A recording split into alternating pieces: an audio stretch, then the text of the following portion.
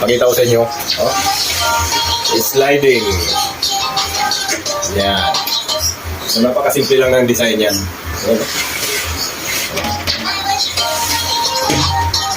Yan. Ganyan lang yan, oh. Oh.